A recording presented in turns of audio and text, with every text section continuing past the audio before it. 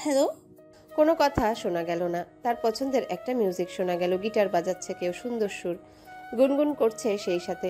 কিছুক্ষণ পর কথা বলল লোকটা, সেই একই লোক। ব্লক করে দিলেন যে তখন, এইবারও যদি না করেন সেজন্য গোশ দিয়ে দিলাম। পছন্দ হয়েছে? মিলি জিজ্ঞাসা করলো, কে আপনি? পরিচয় না জানলে কথা বলা যায় না। না, ধরুন আমার নাম হিমালয়।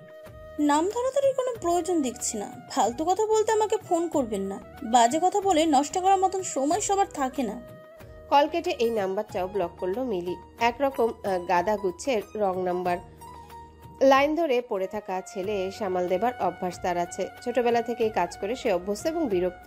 কিন্তু বিয়ের পর এসব একেবারেই কমে গিয়েছিল। সে কারো দিকে ফিরে চেয়েও দেখতো না। লোকে তাকে অহংকারী ভেবে দূরে দূরে থাকতো। কিন্তু হঠাৎ এই লোক উদয় হলো কোথা থেকে? লোকটা কি জানে সে এখন সাফাতের সাথে থাকছে না? জানলো কেমন করে জানে? এই কথা তার কাছের বন্ধুরা ব্যতীত আর কারোরই জানার কথা নয়। লোকটা তবে কে? আজ তার নবম নির্ঘুম রাত। সময়ের সাথে সাথে প্রতি রাতে তার দীর্ঘশ্বাস ভারী হয়েছে।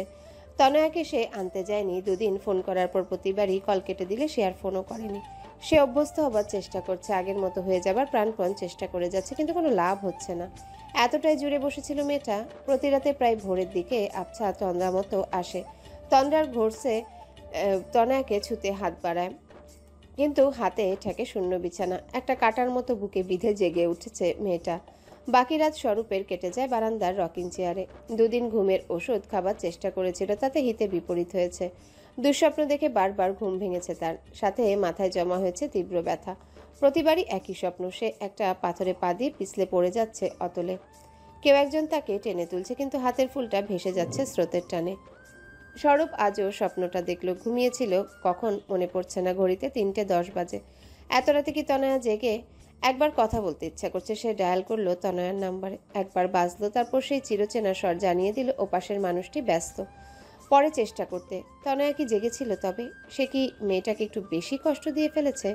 স্পেস চেয়েছিল সে, কিন্তু স্পেস তাকে হা করে গিলে খেতে আসবে তাকে জানতো। স্বরূপ কদিন ধরে অফিসের কাজে গোলমেলে করে ফেলছিল। ঠান্ডা মাথায় কিছুই করতে পারছিল না। পারার কথাও নয়। বহুদিন সে ঘুমাতে পারে না, মাথা গরম হয়ে থাকে সারাক্ষণ। আজ বস তাকে ইচ্ছে মতো ছাড়লেন। স্বরূপ কিছু বলতে চাইলে বললেন। স্বরূপ নিজের ডেস্কে ফিরে মাথা চেপে বসে রইল। আধা ঘন্টা ধরে চেঁচিয়েছে লোকটা। এত কড়া ভাষা মাথা ধরে যায়। বস বলে একটা মানুষ অন্য একজনকে এভাবে হেনস্থা করতে পারে? এত সহজ? তার দিকটা একটা বারও ভেবে দেখলো না লোকটা। কথাগুলো ভালোভাবেও বলা যেত। নিজের বাসার ফ্রাস্ট্রেশন এখানে এসে ছাড়ে? এলোমেলো ভাবতে ভাবতে হঠাৎ একটা অপরাধবোধের বাতাস ধাক্কা দিয়ে গেল তাকে। সে সেদিন তনয়ার সাথে এর চেয়েও খারাপভাবে কথা বলেছিল। আজ তবুও তার অনেকগুলো দোষ আছে। সেদিন তনয়ার আদতে কোনো দোষ ছিল না। মেয়েটা শুধু তাকে কাছে ডাকছিল, আর কিছুই তো নয়। সেও অন্য একটা বিষয়ে রাগ ওর উপর ঝেড়েছে। স্বরূপের হঠাৎই যেন চোখ খুলে গেল। এতদিন তার মনে হচ্ছিল ওদের মধ্যে ঝগড়া হয়েছে, তার জেদ ধরে তনয়া চলে গেছে। কিন্তু আজই প্রথমবার মনে হলো ঝগড়াটা একতরফা ছিল, শুধুই তার পক্ষ থেকে। সে পুরুষ মানুষ, আবেগ নিয়ন্ত্রণ সে মেয়েদের তুলনায় অনেক ভালোই পারে। তবুও বসের চেঁচামেচি শুনে অসহ্য লাগছে। তনয়া তো মেয়ে, তার উপর এত নরম মনের। সে তার নিষ্ঠুর আচরণে নিশ্চয়ই ভীষণ কষ্ট পেয়েছে। সে তনয়াকে সত্যিকার অর্থেই অত্যন্ত পছন্দ করে। ওর ছোট ছোট কাজ, কথা, ছেলে মানুষই, আহ্লাদ সবটাই তার পছন্দ। অথচ এই কদিন সে কিসের মধ্যে ছিল যে একটা বিষাদের ছায়া তার মনের ভেতরটা দেখতে দিচ্ছিল না। অপরাধবোধে মাথা নিচু হয়ে আসছিল স্বরূপের। তনয়া কি অনেক কষ্ট পেয়েছে? খুব কেঁদেছে নিশ্চয়ই। বেচারি এত ভালো একটা মেয়ে, না জানি কত অভিমান জমিয়ে বসে আছে। কিন্তু এটা বুঝতে তার এতটা সময় লেগে গেল কেন? সেদিন এসে প্রচণ্ড রেগেছিল। তনয়াকে সে রাগের মাথায় ঠিক কি কি বলেছে নিজেরও মনে নেই। শুধু মনে পড়ছে শেষে তনয়ার চোখ ভর্তি পানি দেখে সে কান্না নিয়েও কিছু একটা বলেছিল। স্বরূপের নিজেরই চোখের পানি চলে আসছে। ইচ্ছে করছে ছুটে চলে যেতে, কিন্তু আজ কাজ ফেলে গেলে আগামীকাল নির্ঘাত টার্মিনেশন লেটার হাতে বসে থাকতে হবে। হাসপাতালের বারান্দায় দাঁড়িয়ে কৃত্রিম আলোয় বাইরের এক চিলতে বাগান দেখছিল তনয়া। চমৎকার কিছু মৌসুমি ফুল ফুটে আছে। যে কোনো গাছ দেখলে তার প্রথমে নিজের ছোট্ট বারান্দা বাগানের কথা মনে পড়ে। কেমন আছে গাছগুলো? সন্ধ্যার শেষ আলো কখন নিভে গেছে, তারাগুলো জ্বলজ্বল করছে কান্নার মতো। ওদের পাশাপাশি দেখা গেলেও আসলে ওরা একে অপর থেকে বহু আলোকবর্ষ দূরে। ওদের কি একাকী লাগে না? কত হাজার কোটি বছর ধরে এইভাবেই নিঃসঙ্গ তারারা কোনো কৃষ্ণগহ্বরের চারিদিকে ঘুরে ঘুরে মাথা কুটে মরছে। ক্ষয়ে যাচ্ছে, ঝরে যাচ্ছে। মানুষও কি তাই নয়? সারা জীবন সে সুখ নামক কৃষ্ণ গহ্বরে চারিদিকে ঘুরে যায় কিসের আশায়? কতটুকুই বা পায় তার থেকে? বাবা মা কোথায় যেন গেছেন ওকে রেখে। তনয়ার মনে হলো তারা ডাক্তারের সাথে কোনো গোপন পরামর্শ করতে গেছেন, সেসব কথা তারা তাকে জানতে দিতে চান না। ওরা ফিরে তনয় আগ্রহ ভরে জিজ্ঞাসা করলো, কি বললেন ডাক্তার? বলেছে তোমার কান ধরে ঘুম পাড়াতে। তনয়া হেসে বলল, কানে ধরলে ঘুম আসবে? আসবে না মানে? ঘুমের বাবা আসবে। তনয়া খুব সাবধানে গাড়িতে উঠে বসলো। সে তো আর একা না যে ধূপধাপ যা খুশি করে ফেলবে। একটা ছোট্ট মানুষও তার সাথে আছে। যদিও সে এখনো পুরোপুরি মানুষ আকৃতি পায়নি। 7 সপ্তাহ বয়সের মানুষটি নাকি একটা মুড়ির দানার সমান বড় হয়েছে।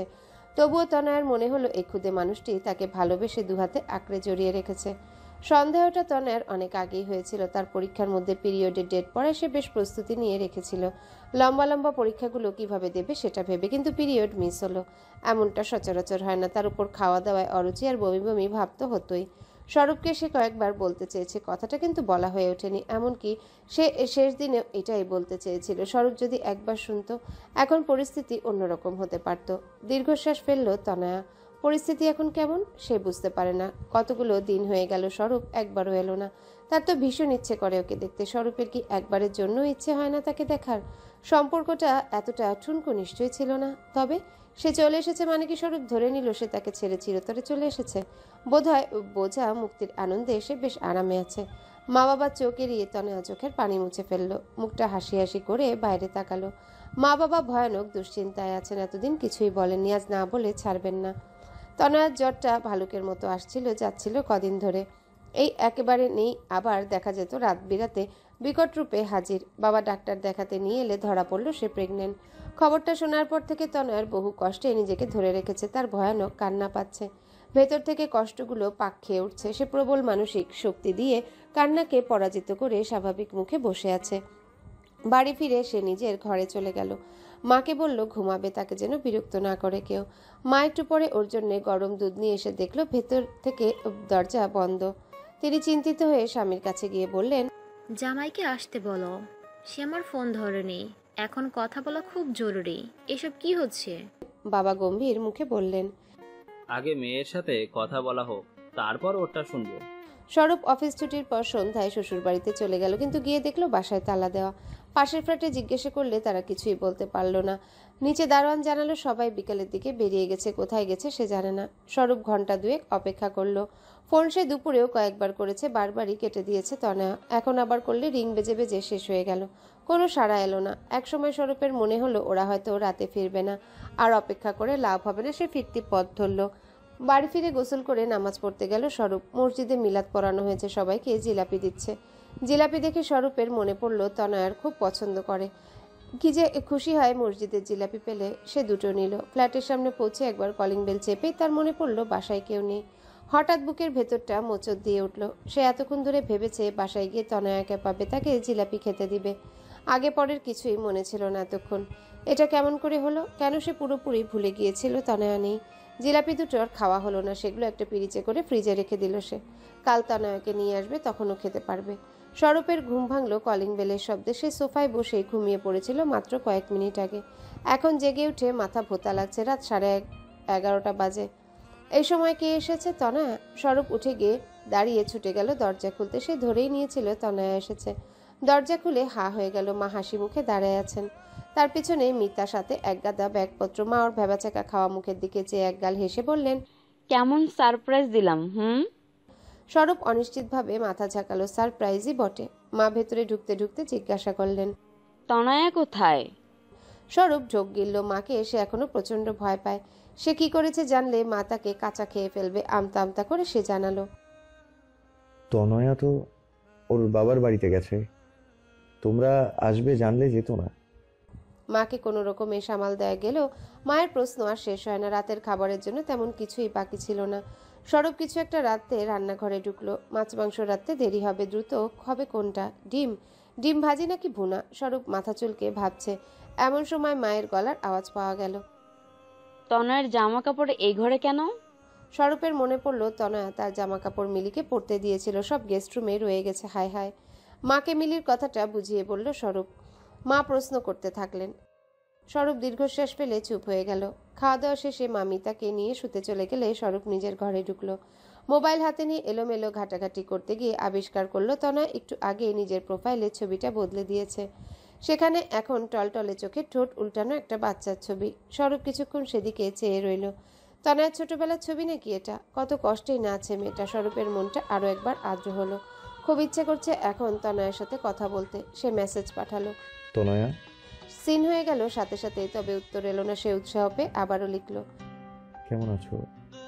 প্লিজ রিপ্লাই দাও, চলে এসো। আর কতদিন এভাবে থাকবে? তনয়া, কল করি, ধরো না কেন? I am sorry. আর কোনোদিন ওরকম ভুল হবে না। আমি সেদিন বুঝতে পারিনি কি করেছিলাম। আমি ঘুমাতে পারি না, খেতে পারি না, কোনো কিছুতেই মনোযোগ দিতে পারি না। তোমাকে ভীষণ মিস করছি। একটা রিপ্লাই অন্তত দাও। আমি তোমাকে কাল আনতে যাব। আসবে তো? মা এসেছেন, তোমাকে খুঁজতে খুঁজতে হয়রান হচ্ছেন। স্বরূপের প্রথম মেসেজটা দেখে তনয়ের একটা হার্টবিট মিস হয়েছিল। সে নিঃশ্বাস বন্ধ করে পরের মেসেজ দেখতে থাকলো। সত্যি কি সে সরি? এতদিন পর মনে হলো ভুল করেছে। কিন্তু শেষ দুটো মেসেজ দেখে তার গা জ্বলে গেল। এর মানে সবকিছু তার নিজের জন্যে। মা এসেছে বলে এখন তনয়কে দরকার পড়েছে। প্রথম দিন থেকে সে যে ফোন হাতে তীর্থের কাকের মতো বসেছিল, তখন তো কারো মনে হয়নি মেসেজ দিয়ে কেমন আছে জিজ্ঞাসা করার। এখন ঠেকায় পড়ে সবই সম্ভব হচ্ছে। তিক্ত হয়ে গেল তনয়ার মন। সে উত্তর দিবে না ভেবে উঠে বসে টাইপ করতে শুরু করলো। স্বরূপ কোনো রেসপন্স না দেখে মোবাইল রেখে শুয়ে পড়েছিল। মিনিট 10 পর মেসেজের টুং শব্দ হতে সে তড়াক করে উঠে বসলো। তনয় পাঠিয়েছে, তোমার ঘুম, তোমার খাওয়া, তোমার মনোযোগ, তোমার মা, সবই তো তোমার। আমার কোনটা বলতে পারো? তুমি আপাত মস্তক স্বার্থপর ছিলে, এখনও আছো। আমার ফিলিংসের মূল্য তুমি কখনোই দাওনি। নিজে ভালো ছিলে বলে একসাথে ছিলে। তোমার কাছে আমি কখনোই কিছু ছিলাম? তুমি বাজি ধরেছিলে 2 বছর পর তোমাকে বিয়ের জন্য আফসোস করব, কিন্তু আমি এখনই আফসোস করছি। তুমি বাজিতে জিতেছো, কনগ্রেচুলেশনস। স্বরূপ মেসেজটা দেখে স্তব্ধ হয়ে বসে রইল। তনয়া সবসময় এত মিষ্টি করে কথা বলে যে তার কাছ থেকে এরকম বাক্য সে কখনোই আশা করেনি। তনয়াকে সে একটু বেশি সহজভাবে নিয়ে ফেলেনি তো। সে নিজের মেসেজগুলো পড়লো, আবার খুবই হাস্যকর লাগছে। এভাবে রাগ ভাঙাতে যাওয়ার মতো বোকামি আর হয় না। তার উপর সে মনের কথা প্রকাশ করতে পারছে না। উল্টো পাল্টা বলায় কথাগুলো ভীষণ পলকা মনে হচ্ছে।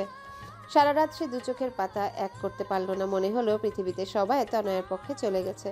তাকে একা নির্বাসনে পাঠিয়ে দেওয়া হয়েছে। কেউ তাকে বোঝার চেষ্টা করছে না। কেউ একবারও ভাবছে না সে নিজেও কষ্ট পাচ্ছে। কষ্টটা প্রকাশ করতে পারছে না, কাউকে বোঝাতে পারছে না। নিজের কাছেও এতদিন স্বীকার করেনি, কিন্তু কষ্টটা হচ্ছে তো। তনয়ের মেসেজটাও তার কাছে বড় কঠিন মনে হয়েছে। তার এটা প্রাপ্য ছিল, সে নিজেও কঠিন হয়েছে। তবু একটা আঘাত তো পেল।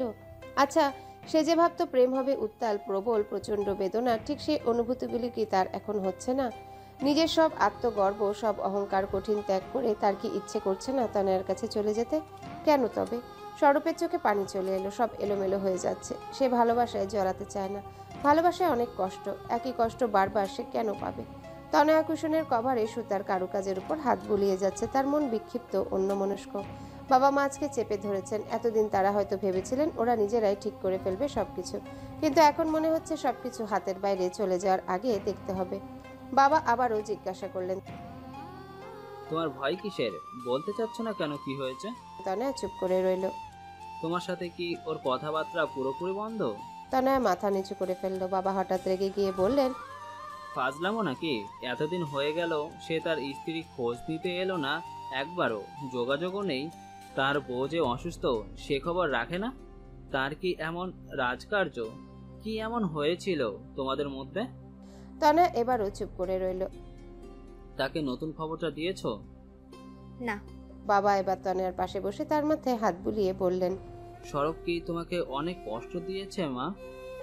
আদর পেয়ে তনয়া নিজেকে আটকে রাখতে পারল না। বাবার বুকে মাথা রেখে কেঁদে ফেললেন। বাবা ওকে শান্ত করে ধীরে ধীরে জিজ্ঞাসা করলেন, কি করেছে সে? আমাকে বলো, বাবা সব ঠিক করে দেবে। তনয়ার এবার মনে হলো বলে দেওয়াই ভালো। স্বার্থপর লোকটাকে সে কেন ডিফেন্ড করে যাবে? সে সবটাই বলল একটু একটু করে। বাবা ভেতরে ভেতরে তপ্ত হয়ে উঠলেও মেয়ের সামনে প্রকাশ করলেন না। বললেন, থাক, তুমি কষ্ট পেও না। নতুন মানুষটার কথা ভাবো। তুমি কষ্ট পেলে তো তারও কষ্ট হবে, তাই না? আমরা আজ রাতে বের হব, কেমন? আইসক্রিম খাবা? আইসক্রিম খাবো, ঘুরবো, শপিং করব, তারপর কাল তোমার খালামণির বাসায় বেড়াতে যাব। অনেক আনন্দ হবে, বাকি সব ভুলে যাও। তনয়া এত দুঃখের মাঝেও হেসে ফেলল। বাবার কাছে এখনও সে ছোট্ট স্কুল গার্ল রয়েছে, যাকে আইসক্রিম কিনে দিলে সে সব কষ্ট ভুলে যায়। বাবা অফিসের জন্য বেরিয়ে যাবার পরপরই স্বরূপের মা উপস্থিত হলেন তনয়াদের বাসায়, সাথে মিতা। তার প্রথম থেকেই সন্দেহ হচ্ছিল কিছু একটা হয়েছে। ছেলে কিছু বলছে না দেখে নিজেই পুত্রবধূর সাথে দেখা করতে চলে এসেছেন। তনয়ার মায়ের সাথে কুশল বিনিময় শেষে তিনি তনয়াকে দেখতে চাইলেন। তনয়া শুয়েছিল। স্বরূপের মা এসেছে শুনে সে ছুটে এলো। মাকে দেখে কেন যেন খুব কষ্ট হলো তার। শাশুড়ি হলেও খুব ভালো এই মানুষটা। তনয়া জড়িয়ে ধরল তাকে। মা তাকে খুব যত্নে ধরে রাখলেন। তার অভিজ্ঞ চোখ তনয়াকে দেখেই বুঝে ফেলল সুখবরের আগমন বার্তা। তবে সরাসরি কিছু জিজ্ঞাসা না করে খবরাখবর জানতে চাইলেন।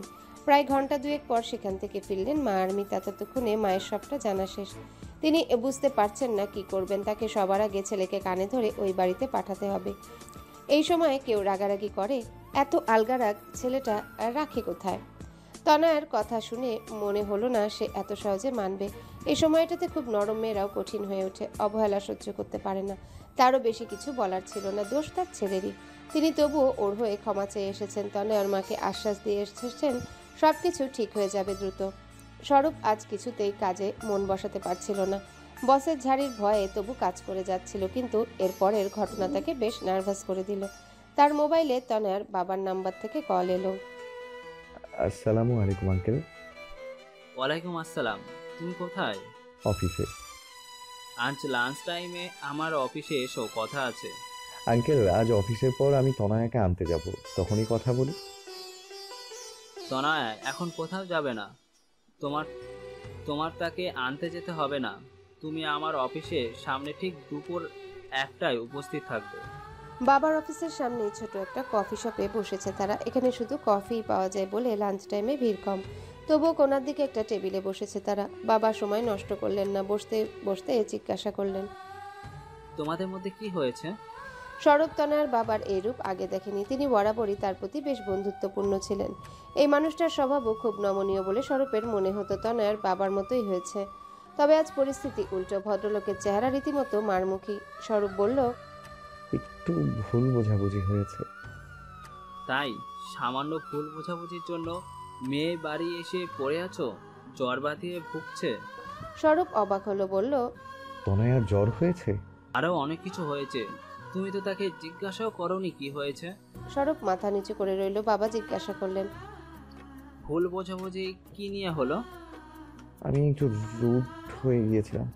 রুড হওনি, তুমি তাকে অসম্মানজনক কথা বলেছো। আঙ্কেল, তখন আমার মাথা ঠিক ছিল না। কেন? তনয় কি করেছিল যে তোমার মাথা গরম হয়ে গিয়েছিল? ওর জন্য না। তাহলে অন্য কারো রাগ ওর উপর ছেড়েছো? Sorry uncle. তনয়াকে সরি বলেছো? বলেছি। কখন? গত রাতে। গত রাতে সরি বলার কথা মনে হলো? তোমার এই ব্যবহারটা কবে ছিল? কতদিন পুরনো? স্বরূপ চুপ করে রইল। বাবা বললেন, হিসেব ভুলে গেছো মনে হচ্ছে।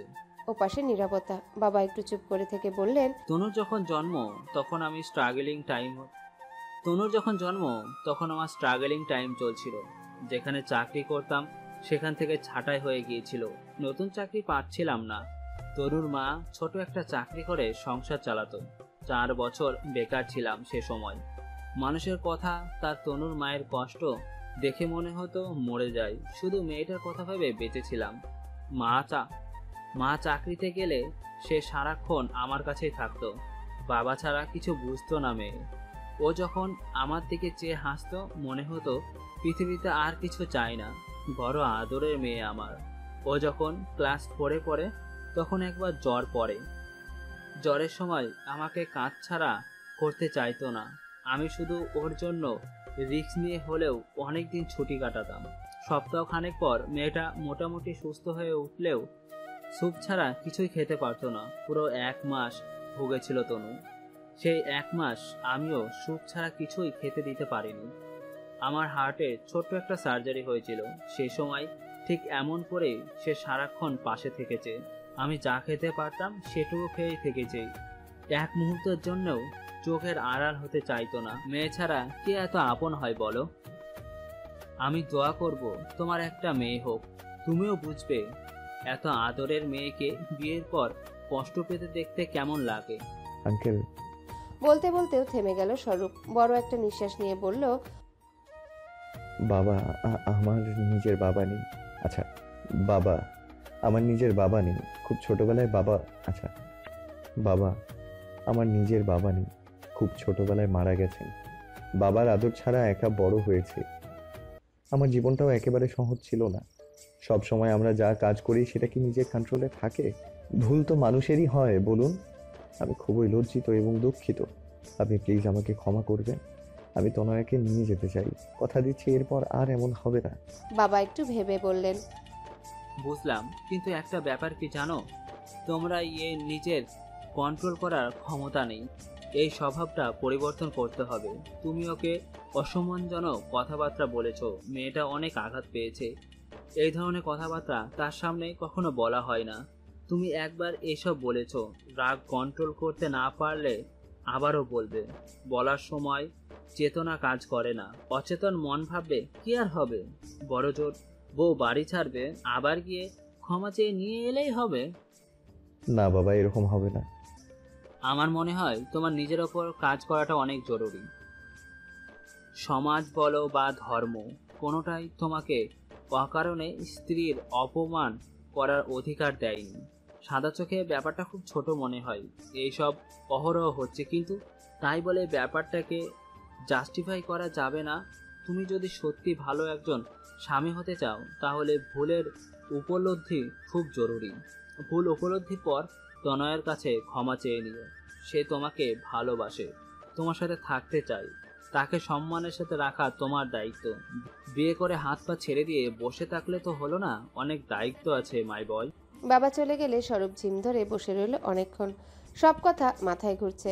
হঠাৎ মনে পড়ল অফিসে ঘন্টাখানেকের কথা বলে এসেছে, এদিকে 2 ঘন্টা পার হয়েছে। সে উঠল। জীবনটা বড় বেশি যন্ত্রণা দিচ্ছে। মিলির অফিসে একটা পার্সেল এলো বিকেলের দিকে। খুব সুন্দর র্যাপিং পেপারে মোড়া বাক্সকে পাঠিয়েছে, লেখা নেই। মিলি আগ্রহ নিয়ে খুলল। অনেকদিন কোনো উপহার পায় না সে। কে সেই সহৃদয় ব্যক্তি যার তাকে হঠাৎ উপহার দিতে ইচ্ছা হলো? প্যাকেট খোলার পর ভেতর থেকে 2টো জিনিস বের হলো। দুটো দেখেই মিলি বেশ অবাক হলো। একটা চিঠি আর একটা পারফিউমের শিশি। পারফিউমটা তার সবচেয়ে পছন্দের ফরাসি ব্র্যান্ড। এই ব্র্যান্ডটা সে ভীষণ পছন্দ করলে অতিরিক্ত দামি বলে খুব কম ব্যবহার করে।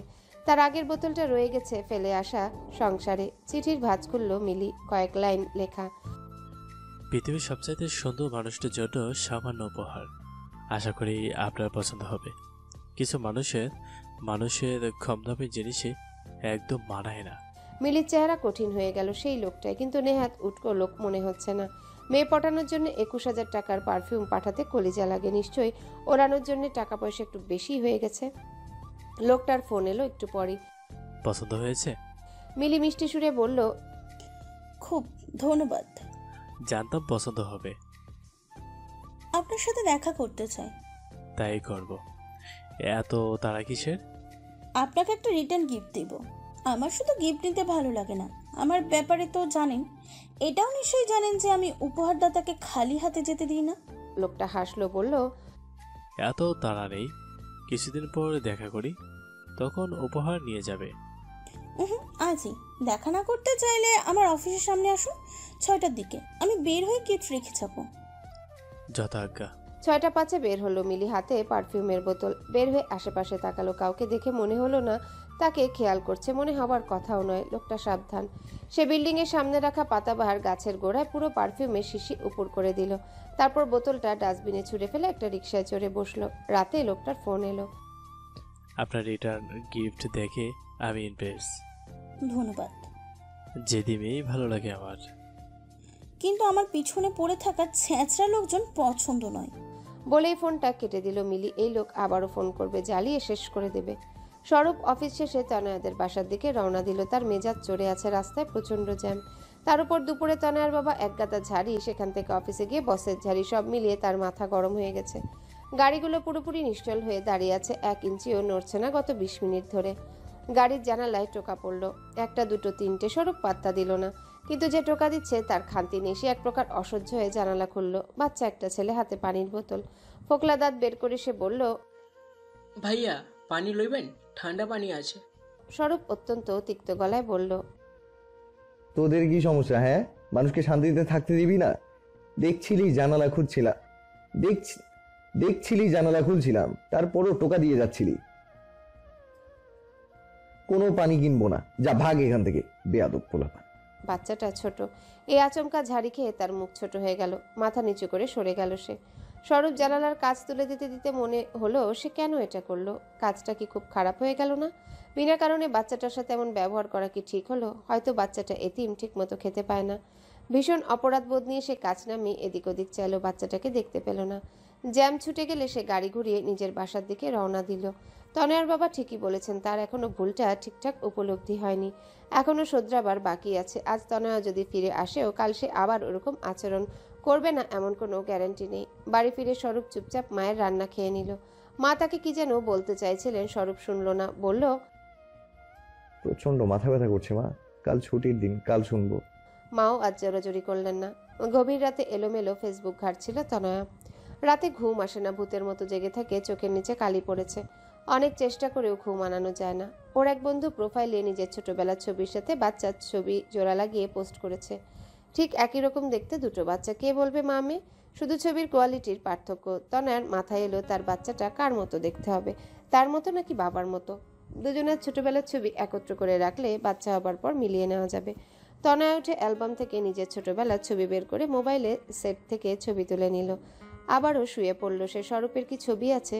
এখন তো চাওয়া যাবে না। হঠাৎ মনে পড়লো স্বরূপের প্রোফাইলে সেও ছোটকালের একটা ছবি দেখেছে, অনেক আগের আপলোড করা, সেটা নিশ্চয়ই এখনো আছে। তনয়া স্বরূপের প্রোফাইলে ঢুকলো, শুরুতেই লেখা হোয়াট ইজ লাভ। তনয়ার গা জ্বলে গেল, মনে মনে বলল, তোর ভালোবাসার গুষ্টি কিলাই, বাচ্চাটা তোর মতো দেখতে হলেই ভালো হবে। তোকে কাছেও আসতে দেবো না, ছুতেও দেবো না, দূর থেকে দেখে চলে যাবি আর কাঁদবি, দারুণ হবে, বদ কোথাকার। সে ছবির অপশনে গিয়ে স্ক্রল করতে থাকলো। বেশ কয়েক বছর আগে সেই ছোট্টবেলার ছবিটা একসময় সে খুঁজে পেল। দুটো মাত্র দাঁতে কি বিশাল হাসি দিয়ে রেখেছে, চোখ জুড়িয়ে গেল তনয়ার। ছবিটা সেভ করে রাখলো সে। ছবিতে অনেকগুলো কমেন্ট এসেছে, সে ক্লিক করলো সেখানে।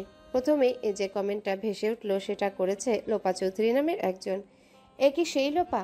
কমেন্টে লেখা, ওরে আমার বাবুটা এত কিউট, উফ চুমু খেতে ইচ্ছে করছে। স্বরূপ যেখানে উত্তর দিয়েছে, খেতেই পারো এনি টাইম। আমি তোমার কথা বলিনি, বাচ্চাটার কথা বলেছি। বাচ্চাটাই যে আমি। মানি না। যখন তোমারও সেম টু সেম একটা হবে তখন বুঝবে এটা বাচ্চা, বাকি বাচ্চার বাবা। ইস, কমেন্টে কি দুষ্টামি কথাবার্তা রে বাবা। আচ্ছা, পছন্দ না হলে মিষ্টি কথা বলবো, I love you. I love you too বাচ্চা অ্যান্ড বাচ্চার বাবা। তনয়া কিছুক্ষণ স্তব্ধ হয়ে রইল। কেন সেটা দেখলো? কেন আজই দেখলো? তার এত রাগ হতে থাকলো যে ফোনটা ছুঁড়ে ফেলে দিল দূরে। সেটা দেয়ালে লেগে ভেঙে নিচে পড়ল। তনয়ার কাঁদতে কাঁদতে বিড়বিড় করতে লাগলো। কাঁদতে কাঁদতে হেঁচকি উঠে গেল তনয়ার। কিছুতেই এই প্রাক্তন প্রেমিক যুগলের ন্যাকা কথাবার্তা মাথা থেকে বের করতে পারল না। অনেকটা সময় পেরিয়ে গেলে সে একটু শান্ত হলো। ওয়াশরুমে যাওয়া প্রয়োজন, সে উঠল। বাথরুমের আলো জ্বেলে ভেতরে গিয়ে দাঁড়াতে মনে হলো পৃথিবীটা দুলছে, চোখের সামনে সবকিছু তিত্তির করে কাঁপছে। পড়ার আগে সে কিছু একটা ধরার চেষ্টা করলো, কিন্তু হাতে কিছুই ঠেকলো না। স্বরূপ আবারও স্বপ্নটা দেখছিল, এবারও সে পা পিছলে গেল। ফুলটা ছুটে গেল হাত থেকে, সেটা ভেসে যাচ্ছে অতলে। হঠাৎ ফুলটা বদলে গিয়ে আস্ত মানুষে পরিণত হলো। তনয়া চেঁচিয়ে উঠে বসলো। স্বরূপ ঘেমে গেছে। দরজায় অনবরত আঘাত পড়ছে। লাফিয়ে উঠে দরজা খুলল সে। মা ঝড়ের মতো ঢুকে হাঁপাতে হাঁপাতে বললেন, তনয়া হসপিটালে। স্টিয়ারিং এ শক্ত হয়ে বসে যাওয়া আঙ্গুলগুলো সাদা হয়ে আছে। স্বরূপের হাত সামান্য কাঁপছে। মাকে নিয়ে সাবধানে হাসপাতালে পৌঁছাতে পারলে হয়। কি হয়েছে তনয়ার? খারাপ কিছু? কথাটা ভুলে থাকতে ইচ্ছা করছে স্বরূপের, অন্তত হাসপাতালে পৌঁছানো পর্যন্ত। অথচ বুকের ভিতর জোরে জোরে হাতুড়ি পেটা হচ্ছে। সে মাকে আরেকবার জিজ্ঞাসা করলো, তোমাকে ওরা কিছুই বলেনি? মা কাটকাট গলায় বললেন, তুই গাড়ি চালাতে থাক। স্বরূপ সেটারই চেষ্টা করছে, কিন্তু গলা শুকিয়ে আসছে। ওর বাবা বলেছিলেন জ্বর হয়েছে। এখন কি সেটা খুব খারাপ পর্যায়ে চলে গেছে? হাসপাতালের সামনে এসে গাড়ি পার্ক করে নামার সময় মা তার হাত চেপে ধরলেন। স্বরূপ অবাক হয়ে বলল, স্বরূপ সোজা হয়ে বসে বলল। অস্থির হয়ে উঠল স্বরূপ। মা চোখ বেয়ে নেমে আসা অশ্রু মুছে বললেন, কি হয়েছে? খবরটা তোকে জানাইনি আমি। তুমি জানো কি হয়েছে, তাহলে বলছো না কেন? তনয়া প্রেগনেন্ট। কাল রাতে মাথা ঘুরে বাথরুমে পড়ে গিয়েছিল। এখন কি হয়েছে জানি না। তুই ভালো মন্দের জন্য তৈরি থাক। কয়েক সেকেন্ডের জন্য স্বরূপের চোখের সামনে সবকিছু ব্ল্যাঙ্ক হয়ে গেল। সে ঠিকমতো কিছু ভাবতে পারল না। তারপর যখন মায়ের দিকে তাকালো, দেখলো মা কাঁদছে। স্বরূপের চিৎকার করতে ইচ্ছা হলো, কিন্তু একটা শব্দও করতে পারল না। শুধু বোবা দৃষ্টিতে শূন্যের পানে চেয়ে রইল। বাচ্চা, ওর একটা বাচ্চা আসার কথা পৃথিবীতে, যারা সেটা অনিশ্চিত হয়ে দাঁড়িয়েছে। আগমন বার্তা না শুনে কি তবে মৃত্যু সংবাদ শুনতে হবে? স্বরূপ পাথরের মতো জমে গেল। বুকের ভেতরটা বরফ হয়ে গেছে। ভয় আর আতঙ্ক চেপে ধরেছে একসাথে। একটা বাচ্চা আর তার কত শখ, তা কাউকে বলে বোঝাতে পারবে না। সে বিয়ে না করলেও একটা বাচ্চাকে দত্তক নিত পালার জন্য। তনয়াকে কতবার সে ছোটখাটো হিঁস দিয়েছে, ব্যাপারে তনয়া বুঝতে পারেনি। সে বোঝানোর চেষ্টাও করেনি, জানতো একটা সময় ঘর আলো হবে। কিন্তু মা এবার স্বরূপকে জোরে ধাক্কা দিলেন। যাবি না? স্বরূপ বসেই রইল স্থানুর মতো। মা তাকে টেনে নিয়ে গেলেন ভেতরে। দোতলায় উঠতে তনয়ার মা বাবাকে পাওয়া গেল। মা এক পাশে দাঁড়িয়ে আঁচল দিয়ে চোখ মুছছেন, বাবা পায়চারি করছেন অস্থিরভাবে। স্বরূপের পা চলছে না। সে সিঁড়ির মুখে দাঁড়িয়ে গেল। পা দুটো প্রচন্ড ভারী হয়ে আছে। টনটন পাথর চাপিয়ে দেওয়া হয়েছে বুকে। এমন লাগছে কেন? তার মা গিয়ে তনয়ার মাকে ধরলেন। কি হয়েছে আপা? সব ঠিক আছে তো? তনয়ার মা মলিন গলায় বললেন, ঠিক নাই, প্রেশার কমে মাথা ঘুরে পড়ে গিয়েছিল। আর বাচ্চাটা? বাচ্চাটা ঠিক আছে? আছে, তবে অবস্থা ভালো না। কিছু বলা যায় না। অল্প ব্লিডিং হয়েছে, রক্ত শূন্যতাও নাকি দেখা গেছে। রক্ত দেয়া হচ্ছে। তনয়ার বাবা এগিয়ে এসে থ্রেটেন একরকম, এখন অনেক যত্ন নিতে না পারলে কি হবে বলা যায় না। বললেন। স্বরূপ ধীরে ধীরে হেঁটে এসে মেঝেতেই বসে পড়ল। তার জন্যে এসব হচ্ছে। সে নিজেকে কি করে ক্ষমা করবে? বাবা এগিয়ে এসে জিজ্ঞাসা করলেন, তনয়া, তনয়া কি তোমার ওখানে থাকতে ঠিক মতো খাবার দাবার করতো না? স্বরূপ একটু ভাবলো, মনে পড়ল না কিছু। বাবা ওর ফাঁকা দৃষ্টি দেখে যা বোঝার বুঝে নিয়ে বললেন, খাওয়ার অনিয়ম হয়েছে খুব। স্বরূপ ওভাবেই বসে রইল। মা তাকে সান্ত্বনা দেবার চেষ্টা করলেন, তেমন একটা লাভ হলো না। স্বরূপের বারবার মনে হচ্ছে সব হারিয়ে গেছে, হাত থেকে বেরিয়ে যাচ্ছে তার জমানো সবকিছু। বিকালের দিকে স্বরূপ তনয়ার প্রথম কথা হলো। তনয়ার অবস্থা একটু ভালোর দিকে যাওয়ার পর বাবা তাকে জিজ্ঞাসা করে নিয়েছেন সে স্বরূপের সাথে কথা বলতে চায় কিনা। তনয়া অনেকক্ষণ ভেবেচিন্তে বলেছে পাঠিয়ে দিতে। স্বরূপ যখন ঢুকলো তখন বাকিরা বেরিয়ে গেল। স্বরূপ বিছানার কাছে এসে দাঁড়িয়ে স্তব্ধ হয়ে গেল। এই সেই তনয়া যে তার সাথে ছিল, কেমন করে এমন হয়ে গেল? তনয়ার শরীর শুকিয়ে এতটুকুন হয়ে গেছে, চোখের নিচে গভীর কালি পড়েছে, ঠোঁট জোড়া শুষ্ক, গায়ের রং ফ্যাকাশে। স্বরূপ দাঁড়িয়ে রইল অনেকক্ষণ, বিশ্বাস করতে পারছে না কিছু। আচমকা যেন একটা বিষমাখা তীর এসে তার বুকে বিঁধে গেছে। তনয়া এতদিন চোখের আড়াল ছিল, সে তাকে মিস করেছে, কিন্তু এমনটা কল্পনাও করেনি। আজ সামনে থেকে দেখে সহ্য করতে পারছে না। সবচেয়ে অসহ্যকর বিষয় হচ্ছে তনয়ার এই অবস্থা শুধুমাত্র তার জন্য হয়েছে, তার অবহেলার কারণে হয়েছে। স্বরূপের মাথা থেকে সব বেরিয়ে গেল। কোথাকার কোন বিশ্বাসঘাতকতা, বিশ্বাসীনতা, মেল ইগো, এমনকি বাচ্চাও। শুধু মনে রইল তনয়া। এই একটা মেয়ের সাথে সে খুব বড় ভুল করে ফেলেছে। ভুলটা একদিনে হয়নি। সে বিয়ের পর তনয়ার নামমাত্র খেয়াল রেখেছে, ভালোবাসি না বলে হাজারবার কষ্ট দিয়েছে। তার ভালোবাসার কোনো দাম দেবার প্রয়োজনও মনে করেনি। আর সবশেষে কতগুলো বাজে কথা শুনিয়েছে। অথচ তারা একসাথে অল্প কদিনে কত সুন্দর করে সময় কাটিয়েছে, গোনা যাবে না। সে কেন ফুলের মতো একটা মেয়েকে এমন বানিয়ে দিল? সে যে ইচ্ছে করে করেছে তাও নয়। সে টলমলো পায়ে তনয়ার বেডের পাশে মেঝেতে বসে পড়ল। হাত আঁকড়ে ধরে বাচ্চাদের মতো কাঁদতে লাগলো। অনেক কথা বলতে চাইলেও কোনো কথা তার মুখ দিয়ে বের হলো না। তনয়া চুপ করে দেখলো স্বরূপকে। একে দেখে এত মায়া হয় তার, কিন্তু আজ এভাবে কাঁদতে দেখেও যেন তার ভেতরটা সে স্পর্শ করতে পারছে না। ও কেন এসেছে? বাচ্চার কথা শুনে।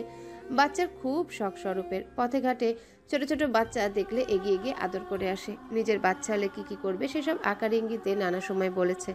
ওই ফেসবুকের ছবির কমেন্টে সেই মেয়েটাকেও বলেছিল, বোধহয় তাকেও একই কথা বলতো। তনয়ার হাতটা ছাড়িয়ে নেওয়ার চেষ্টা করলো, কিন্তু স্বরূপ ছাড়ছে না। তনয়া অধৈর্য হয়ে বলল, হাতে ক্যানিলা লাগানো, স্লাইন দেওয়া হচ্ছে, ব্যথা পাচ্ছি তো। স্বরূপ হাত ছেড়ে দিল। তনয়ার চোখে চোখ রাখলো। চোখের গভীরতা হারিয়েছে নাকি সে নিজেই নষ্ট করেছে। স্বরূপ করুণ চোখে চেয়ে বলল, তুমি আমাকে ক্ষমা করবে তনয়া? আমি সরি।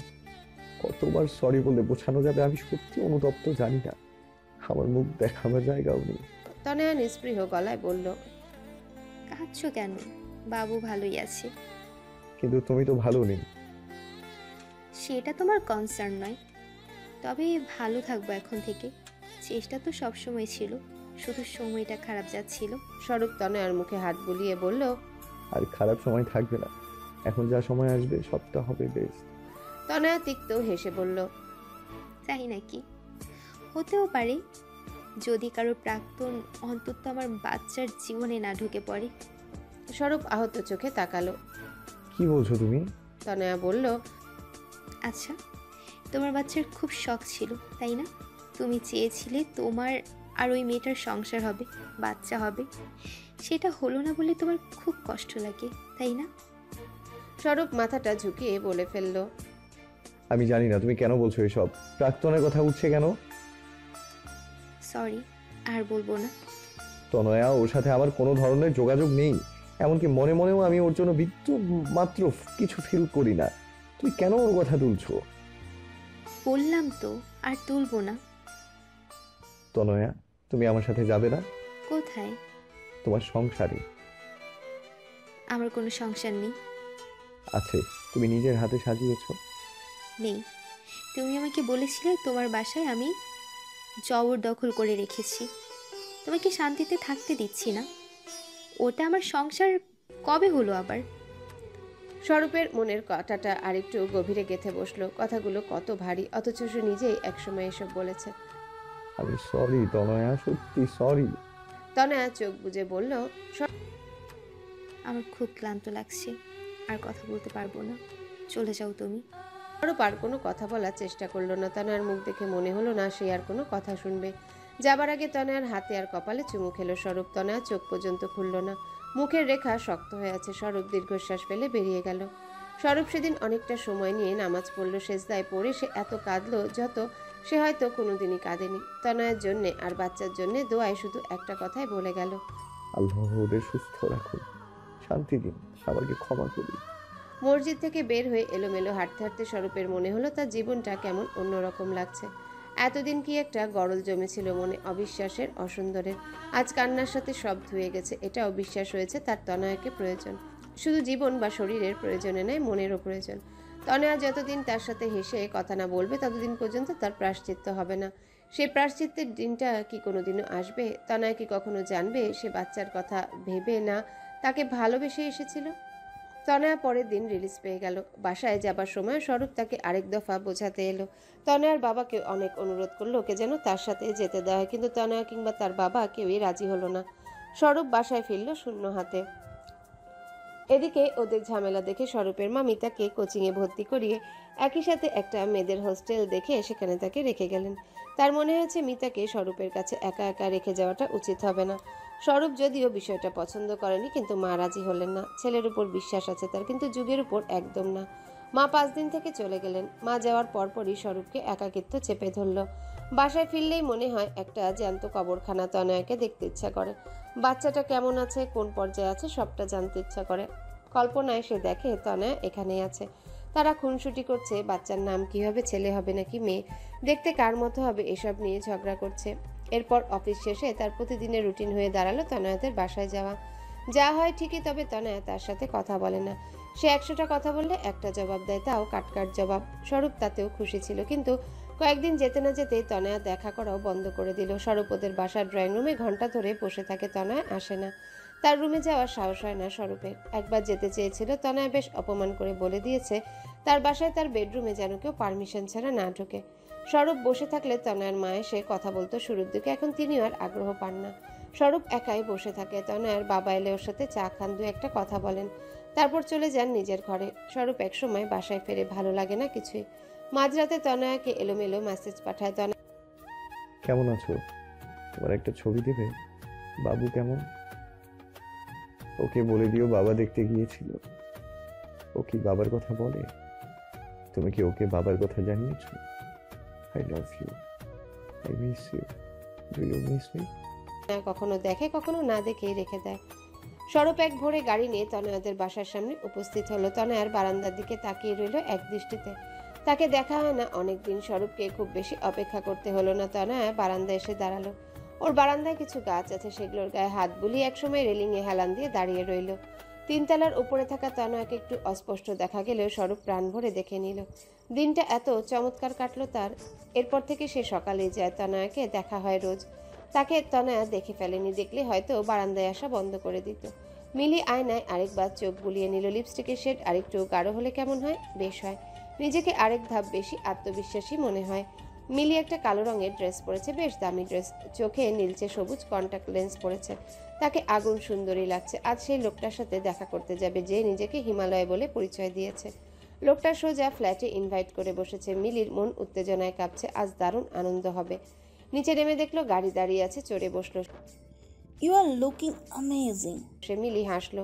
সে জানে তাকে ঠিক কি করলে সুন্দর দেখায়। গাড়ি থেকে নেমে সোজা ভেতরে ঢুকে লিফটে চলল মিলি।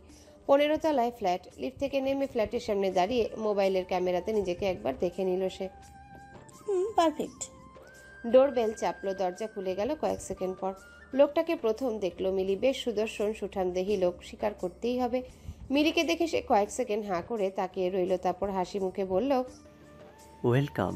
আজকে আমার ছোট্ট ফাঁকির বাসা ধন্য। পৃথিবীর সবচেয়ে গর্জিয়াস নারী পদাপন্ন হতে যাচ্ছে। প্লিজ ভেতরে আসুন। মিলি ভেতরে ঢুকলো। এয়ার ফ্রেশনারের সতেজ সুবাস ঘরময়। পাখির বাসাটা দেখবার মতো। দামি সোফা সেট, ঘর ভর্তি অ্যান্টিক প্রমাণ সাইজের ঝাড়বাতি। রুচি আছে, তবে এত জাঁকজমক বাহুল্য। লোকটা হাসি মুখে বলল, বসুন, ড্রিঙ্কস চলবে? মিলি হাসলো। লোকটা না, কফি চলবে? চোখ নাচালো, তারপর রান্নাঘরে চলে গেল। মিলি বসেই রইল। জানালা দিয়ে ব্যস্ত অজস্র দালান কোঠা চোখে পড়ছে। লোকটা মিনিট 5 মধ্যে কফি নিয়ে উপস্থিত হলো। মিলি জিজ্ঞাসা করলো, আপনার আসল নামটা জানতে পারি এবার? রৌনক। আমার পুরো নাম রৌনক চৌধুরী। কফি ঠান্ডা হয়ে যাচ্ছে। সমস্যা নেই, আমার গরম পছন্দ নয়। এসির টেম্পারেচার কমিয়ে দেব? No thanks, it's perfect. By the way, ড্রেসটা আপনার গায়ে চড়তে পেরে বেশ গর্জিয়াস হয়ে উঠেছে। মিলি হেসে কফিতে চুমুক দিল, কিছু বলল না। কফি শেষ হবার আগে রৌনকের মোবাইল বেজে উঠল। সে বোধহয় কলটা কেটে দিত, আবার শেষ মুহূর্তে কী ভেবে কাটলো না। রিসিভ করে কথা বলে একটু বিরক্ত হয়ে মিলিকে বলল, আপনি কি একটু অপেক্ষা করবেন প্লিজ? আমি নিচ থেকে আসছি। কেউ একজন আর্জেন্টলি দেখা করতে চাইছে। প্লিজ কিছু মনে করবেন না। না না জান, আমি ঠিক আছি। জাস্ট 5 মিনিটে ব্যাক করছি। Enjoy your coffee. রৌনক বেরিয়ে গেলে দরজা আটকে দিল মিলি। তারপর অত্যন্ত দ্রুততার সাথে তার বেডরুমে ঢুকলো। ওয়ার্ড্রপ, টেবিলের ড্রয়ার খুঁজে কিছুই পেল না। আলমারির চাবিটা খুঁজতে লাগলো, সেটা পাওয়া গেল। বেডসাইড টেবিল ড্রয়ারে একটা কি কেসে। চাবি নিয়ে দ্রুত আলমারি খুলল সে। তন্ন তন্ন করে খুঁজতে লাগলো একটা ক্লু। ঘড়ি দেখলো একবার, 4 মিনিট হয়ে গেছে। স্বরূপ লোকটাকে কতক্ষণ আটকে রাখতে পারবে কে জানে। আলমারি একবারে শেষে তাকে একটা ফাইল পাওয়া গেল। ফাইলটা বের করে খোলার সময় কলিং বেল বেজে উঠলো। বুকটা ধক করে উঠলো একবার। না, এখন দরজা খোলা যাবে না। সে ফাইলটা খুললো, পেয়ে গেল যা চেয়েছিল। অতিরিক্ত হিসেবে পাশে একটা অ্যালবামও পেল। স্বস্তির নিঃশ্বাস বেরিয়ে গেল মিলির বুক থেকে। সে বিশাল একটা ব্যাগ এনেছে, সেটাতে ফাইল আর অ্যালবাম এঁটে গেল। তাড়াতাড়ি ঘরটা গুছিয়ে ফেললো সে। কোনো রকমে বেসিন থেকে হাত আর গলায় সামান্য পানি ছিটিয়ে টিস্যু হাতে দরজা খুলতে গেল। খুলে মুখটা করুণ করে বলল, সরি, ওয়াশরুমে ছিলাম। রৌনক হাসলো। It's okay dear. আমি ভয় পেয়ে গিয়েছিলাম আপনার কি হলো ভেবে। ওরা আবারও সোফায় গিয়ে বসলো। লোকটা কিসব হাবিজাবি বকবক করে গেল। মিলির ঠিকঠাক কানে গেল না। সে অপেক্ষায় করছে দ্বিতীয় কলিং বেলের আওয়াজে। 5টা তো বাজে, আসবে তো সে। দ্বিতীয় কলিং বেলটা বাজলো কয়েক সেকেন্ড পরে। রৌনক বিরক্ত হয়ে উঠল। দরজা খুলে অবাক হয়ে তাকিয়ে রইল সে। বাইরে যে দাঁড়িয়ে আছে তাকে এখানে এই মুহূর্তে সে কশ্চিনকালেও আশা করেনি। তাকে তাকিয়ে থাকতে দেখে সাফাত জিজ্ঞাসা করল, মিলি এখানে? রৌনক কথা বলতে পারল না, সরে গেল দরজা থেকে। ভেতরে ঢুকলো সাফাত। মিলি সোফায় বসে বাঁকা হেসে তার দিকে তাকালো। সাফাত অত্যন্ত রুড়ো গলায় বলল, সমস্যা কি? এখানে কেন আসতে বলেছো? বসো বলছি। বসবার সময় নেই। বসো। তোমার প্রিয় গার্লফ্রেন্ড, না সরি শয্যা সঙ্গী মিস করছো নাকি? রৌনক এগিয়ে এলো। হচ্ছেটা কি এসব? সেটা আপনি একটু পরেই বুঝতে পারবেন। সাফাত আর রৌনক দুজনে অবাক হয়ে রহস্যময়ের দিকে তাকিয়ে আছে। মেয়েটা চাইছে কি? সাফাত খেয়াল করলো মিলিকে অসম্ভব সুন্দর লাগছে। এত সেজেছে কেন? মানুষকে দেখাতে ইচ্ছে করে রূপ। আবারও বাজলো কলিং বেল। রৌনক এগিয়ে গেল। দরজা খুলতেই ওপাশ থেকে মানুষটা ঝাঁপিয়ে জড়িয়ে ধরলো তাকে। কাঁদতে কাঁদতে রৌনকের মুখে চুমু খেতে থাকলো। বলল, ঠিক আছো তুমি বেবি? ভালো আছো? তোমার অ্যাক্সিডেন্ট হয়েছে শুনলাম। মেয়েটা প্রথমে খেয়াল করেনি ভেতরে আরো মানুষ আছে। যখন দেখলো তাদের, তখন ঝট করে সরে গিয়ে বিদ্যুৎ স্পৃষ্টের মতো দাঁড়িয়ে গেল। সাফাত আর মিলি চেয়ে চেয়ে দেখছিল সাফাতের প্রেমিকা শিখাকে। সাফাত চিৎকার করে উঠল, what the hell is going on? দরজা খোলাই ছিল। এবার স্বরূপ ভেতরে ঢুকে সবার দিকে চেয়ে বলল, হ্যালো। মিলি হাসলো, বলল, বস কাহিনী বলি? তুই তো জানিস হালকা পাতলা, পুরোটা বললে বুঝবি। সাফাত চিবিয়ে চিবিয়ে বলল, পুরোটা কি? মিলি একটু কেশে গলাটা পরিষ্কার করে নিয়ে বলল, শিখা আর রৌনক বিবাহিত, তাদের প্রেমের বিয়ে ছিল। বিয়েটা হয় আরও প্রায় 9 বছর আগে। ইউনিভার্সিটিতে পড়াকালীন ফার্স্ট ইয়ারে তারা বিয়ে করে ফেলে। সাফাত শিখার দিকে চেয়ে বলল, কিন্তু শিখা, তুমি তুমি তো বলেছিলে। মিলি বলল, ও নিজেকে অবিবাহিত বলে বারবার পরিচয় দিয়ে আসছে। বিয়ের কথা এমনকি ওর পরিবারও জানে না। সম্ভবত বিয়ের কয়েক বছর পর তারা একে অপরের উপর আগ্রহ হারায় এবং বিভিন্ন মানুষের সাথে সম্পর্কে জড়ায়। ওরা নিজেরা এক্ষেত্রে নিজেদের কাছে সৎ ছিল। দুজনেই জানতো অপরজন কখন কাকে ডেট করছে। রনক বাবার বিজনেসের উত্তরাধিকারী হয়েছে, কিন্তু তার ফুর্তিবাজ স্বভাব প্রচুর টাকা তার প্রেমিকাদের পিছনে খরচ করে। শিখা বুদ্ধিমতী, সে বুঝতে পারে এভাবে চলতে থাকলে একসময় রনকের কিচ্ছু থাকবে না। এদিকে শিখার লেটেস্ট আবিষ্কার ছিল সাফাত। সাফাত তার পুরনো কলিগ। সে বহুদিন অ্যাবজর্ব করার পর বুঝতে পারে সাফাতের ধৈর্য আছে, কাজের ডেডিকেশন আছে, সে অনেক দূর যাবে। এদিকে তার পৈতৃক সম্পত্তিও কম না। শিখা তাই ঠিক করলো সে রৌনককে ছেড়ে দিয়ে সাফাতকে বিয়ে করবে। এমনিতে রিলেশনে থাকলে সে কোনো ছেলের সংসার ভাঙতো না, কিন্তু সাফাতকে বিয়ে করতে হলে আমাকে পথ থেকে সরাতেই হবে। এই জন্য সে খুব ডেসপারেট হয়ে ওঠে। অল্প সময় এদের নোংরামি তুঙ্গে উঠে যায়। সাফাত মানুষ হিসেবে খারাপ ছিল না, কিন্তু একটা ট্রেন্ড মেয়ের ক্রমাগত ছলাকলা ইগনোর করার মতন শক্ত মানসিকতাও রাখতো না। শিখাওকে ভরকাচ্ছে আমার বিরুদ্ধে, কান পড়া দিয়েছে। শেষে আমার বাসায় এসে উঠেছে। রৌনক আবার এত কিছু জানতো না, শুধু জানতো সাফাত শিখার বর্তমান বয়ফ্রেন্ড। শিখার থেকে সে আমার কথা জানতে পারে। আমার ছোট্ট ছোট্ট ডিটেল সম্ভবত সাফাতের থেকে শিখা হয়ে রৌনকের কাছে পৌঁছায়। আমাকে তার পছন্দ হয়, সে আমার সাথে ফ্লার্টিং করার চেষ্টা করতে থাকে। সাফাত যেন এত কিছু দেখে শুনেও মানবে না। সে তার মন প্রাণ দিয়ে শিখাকে বিশ্বাস করে বসে আছে। শিখার কাছে গিয়ে সে হাত ধরে বলল, শিখা, এসব কি সত্যি? কেমন করে হয়? তুমি তো আমাকে ভালোবাসো, সত্যটা তুমি বলো। একজন এসব মিথ্যে কথা বলবে আর তুমি কিছুই বলবে না? শিখা চুপ করে রইল। তার বোধহয় কথা সাজিয়ে বলার ক্ষমতা হারিয়ে গেছে। মিলি তার ব্যাগ থেকে কাগজ বের করলো, যেটা রৌনকের আলমারি থেকে পাওয়া গেছে। রৌনক আর শিখার বিয়ের সার্টিফিকেট আর অ্যালবামে তাদের বেশ কিছু যুগল ছবি। সাফাতকে দেখিয়ে বলল, এর পরেও বিশ্বাস না হলে তোমার মরে যাওয়া উচিত। এত কম ব্রেনওয়ালা লোকের সাথে এতদিন থেকেছি ভেবে নিজের ওপর রাগ লাগছে। স্বরূপ এবার জিজ্ঞাসা করলো, এরা নিজেরাই এসে ধরা দিয়েছে।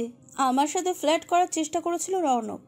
প্রচণ্ড বিরক্ত হয়ে আমার এক স্কুল ফ্রেন্ড, তুই চিনিস হয়তো রিফাতকে, আইডি সেকশনে চাকরি করে, ওকে বলেছিলাম নাম্বার ট্রেস করে লোকটার পরিচয় বের করে দিতে। তবে রৌনক চালাক, সে ইন্টারনেট থেকে নিজের মতো নাম্বার বানিয়ে কল করতো যেগুলোর বাস্তবে অস্তিত্ব নেই। তবে সে ভুল করে একবার নিজের নাম্বার থেকেই কল করে ফেলে। তখনই ধরা খায়। ওর কল লিস্ট আমাকে দিয়েছিল রিফাত। সেখানে আমি শিখার নাম্বারটা দেখি। সাফাতকে রাত বিরাতে কল করা এই নাম্বার আমার পরিচিত। তখন বুঝতে পারি এদের লিঙ্ক আছে। এরপর বাকি গল্পের কিছুটা গোয়েন্দাগিরি করে বের হয়ে গেছে, কিছুটা আন্দাজ করে নিয়েছি। স্বরূপ জোরে হাততালি দিল। I proud of you my friend. Mili হেসে বলল, তোর প্ল্যানটা খারাপ ছিল না, দুজনকে টোপে ফেলে এনেছি। রৌনককে নিচে পাঠিয়ে কাগজটা জোগাড় করেছি। এসব তো তোরই আইডিয়া ছিল। স্বরূপ উঠে দাঁড়িয়ে বলল, তাহলে যাওয়া যাক, এদের প্রবলেম এরা সলভ করুক বসে বসে। ওরা তিনজনের কেউই কিছু বলল না, দাঁড়িয়ে রইল যার যার মতো। মিলি আর স্বরূপ বেরিয়ে গেল। যাবার সময় সাফাত খেয়াল করলো মিলির জামাটা কালো রঙের। হঠাৎ মনে পড়ে গেল প্রিন্সেস ডায়ানার কথা। সেও তার স্বামীর পরকীয়ার কথা জানার পর কালো রঙের ড্রেস পরে পার্টিতে গিয়েছিল, যেটা পরিচিত রিভেঞ্জ ড্রেস হিসেবে। ডায়ানার স্বামীর কখনো আফসোস হয়েছে কিনা কে জানে, কিন্তু তার নিজের মনে হলো সে সবকিছুই হারিয়েছে। তনয়ের খুব ভোরে ঘুম ভেঙে যায়। রাতে এখন জোর করে ঘুমানোর চেষ্টা করে। ইউটিউব দেখে দেখে কিছু পদ্ধতিতে ঘুমানোর চেষ্টা করলে ঘুম একসময় চলে আসে। সবচেয়ে কাজ করে সব চিন্তাভাবনা মাথা থেকে দূর করে হাত পা রিল্যাক্স করে লম্বা লম্বা শ্বাস নিলে। বাচ্চার কথা ভেবে মনটাও সে ভালো রাখার চেষ্টা করে। তবে ঘুম যত রাতেই আসুক না কেন ভেঙে যায় কাক ভরে।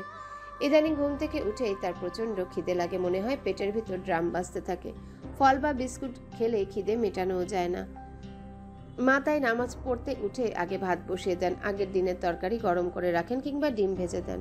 খাওয়া শেষে শান্তি লাগে তনয়ার, শরীরে আরাম লাগতে থাকে। সে এরপর এক কাপ চা বা কফি বানিয়ে দিয়ে বারান্দায় গিয়ে বসে। সকালের সতেজতা তাকে দিনের অর্ধেকটা সময় ভালো রাখে। সমস্যা শুরু হয় দুপুরের পর থেকে। কেমন যেন অবসাদ গ্রাস করতে থাকে একটু একটু করে। কিছুই ভালো লাগে না, কিছুই সহ্য হয় না, সে ছটফট করতে থাকে। মায়ের সাথে বসে, বাবার সাথে বসে ঘরে শুয়ে থাকে। মোবাইল টিভি দেখার চেষ্টা করে, সবকিছুই বিরক্ত লাগে। এমনও না যে স্বরূপের কথা তার মনে পড়ে, ওর কথা ভাবলে আরো অসহ্য লাগে। তার কেন যেন মনে হয় দিন দিন ডিপ্রেশন পেয়ে বসছে তাকে। কিন্তু এখন এরকম হলে চলবে? বাচ্চার কথাও তো তাকে ভাবতে হবে। স্বরূপ যখন রাতে এসে বসে থাকতো, প্রথম প্রথম সে দেখা করতো, কিন্তু সেই একই কথা। আমি সরি, অনেক ভুল হয়ে গেছে, ফিরে চলো, ফিরে চলো, ফিরে চলো। তনয়া চিৎকার করে বলতে ইচ্ছা হতো, কেন ফিরবো? বাচ্চা না থাকলে তুমি ফিরতে বলতে। ওর খবর জানার আগে দেখতে এসেছিলে। সে অবশ্য কিছু বলতো না, চুপচাপ স্বরূপের কথা শুনতো। ওর ঘ্যান ঘ্যান শুনলে রাতে আর ঘুম আসতো না। মাথার মধ্যে একটাই গান বাজতে থাকতো, ফিরে চলো, ফিরে চলো। একসময় সে দেখা করা বন্ধ করে দিল। তারপরেও স্বরূপ রোজ আসতো তনয়ার কান্না পেত ওকে দেখলে।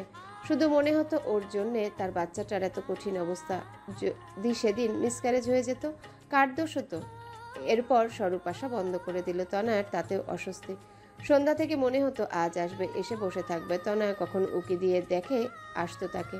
ওকে দেখলে আরো কষ্ট হতো, তবু কি এক অদ্ভুত পরিস্থিতি সে বুঝতে পারে না। একদিন সে সকাল সকাল বসেছে বারান্দায়, হঠাৎ গলির একপাশে পার্ক করা কালো গাড়িটা চোখে পড়লো তার। স্বরূপের গাড়ি এটা, দূর থেকেও চিনতে পারলো তনয়া। এরপর খেয়াল করলো মানুষটাকেও। দোকানের ঝাঁপে আর বৈদ্যুতিক খুঁটির আড়ালে দাঁড়িয়ে থাকা মানুষটাকে চিনতে অসুবিধা হলো না। সে অবশ্য খুব চেষ্টা করেছে নিজেকে লুকাবার, কিন্তু ব্যর্থ হয়েছে। তখন থেকে তনয়া প্রতিদিনই তাকে আসতে দেখে। ওর কাজকর্ম দেখে তার এত হাসি পায়, ভাবে তনয়া তাকে দেখে না। তনয়া ইচ্ছে করে না দেখার ভান করে থাকে, কিন্তু দেখতে পায় সবই। নিজের বউকে দেখতে কত লুকোছাপা, হাস্যকর। তনয়ার এই সকালের অভিসার মন্দ লাগে না। রাতে তাকে যতটা অসহ্য লাগে তেমন সকালে লাগে না, বরং ভালোই লাগে। এখন সন্ধ্যা, তার আবারও সেই অস্বস্তি শুরু হয়েছে। এমন লাগে কেন? কেন মনটা এত ভার হয়ে থাকে? মোবাইল হাতে ফেসবুকে ঢুকলো সে। স্বরূপের পোস্ট পড়লো সবার সামনে। সে অনেকদিন কোনো পোস্ট বা ছবি দেয় না, আজ দুটোই দিয়েছে। ব্যাপার কি? পোস্টটা অতি আজব। শহর থেকে আপনি সব মশা মেরে ফেলতে পারবেন না, কিন্তু একটিও যদি মারেন, ধরে নিতে পারেন একজন মানুষকে ডেঙ্গু থেকে বাঁচিয়ে দিলেন। তনয়া কিছুই বুঝলো না। কমেন্ট দেখেও মাথায় কিছুই ঢুকলো না।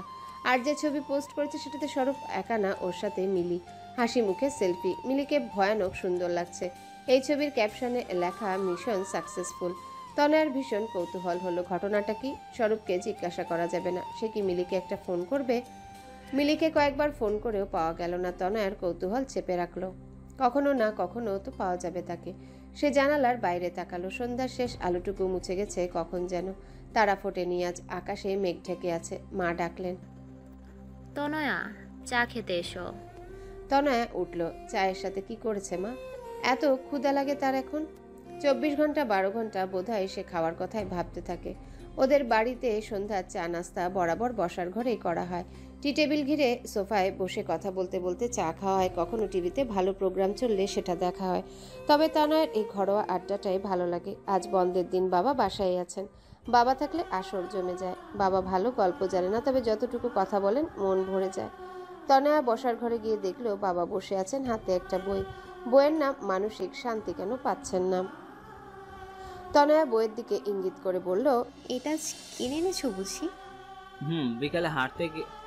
বিকালে হাঁটতে বের হলাম, তখন পেয়ে গেছি সবুজের বইয়ের দোকানে। তনয়া কৌতূহলী হয়ে উঠল। বাবা, ভালো, নতুন বইয়ের কালেকশন এসেছে। কি জানি, খেয়াল করিনি। বাবা, তুমি কি খুব অশান্তিতে আছো? তা তো মা। তাহলে এই বইটা পড়ছো কেন? বাবা হেসে বললেন, নামটা ইন্টারেস্টিং লাগলো তাই। তনয়া দীর্ঘশ্বাস ফেলল। তার বিয়ের সময় বাবা খুব স্বস্তি পেয়েছিলেন, ভেবেছিলেন ভালো পাত্রের হাতে মেয়ে তুলে দিচ্ছেন। এবার তিনি নিশ্চিন্ত। কিন্তু কদিন যেতে না যেতে সে বাড়িতে ফিরে এসেছে। বাবা নিশ্চয়ই এটা আশা করেননি। বাবা তাকে ভীষণ সাপোর্ট করেন, এটা সত্যি। আবার তাকে নিয়ে দুশ্চিন্তাও কম করেন না। মায়ের কাছে সে শুনেছে বাবা নাকি স্বরূপকে আচ্ছা মতো ঝাড়ি দিয়ে এসেছে।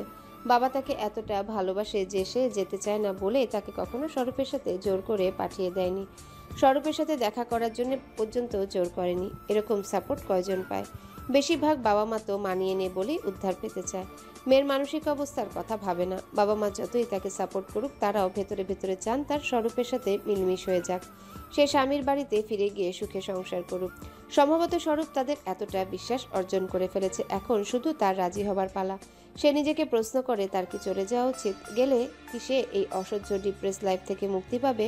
স্বরূপের উপর বিতৃষ্ণা যে এখনো কাটেনি, তার কি হবে? চায়ে চুমুক দিয়ে বাবা বললেন, আজকে একটা নিউজ দেখেছো তো নয়া? কোনটা? আমি নিউজ দেখি না।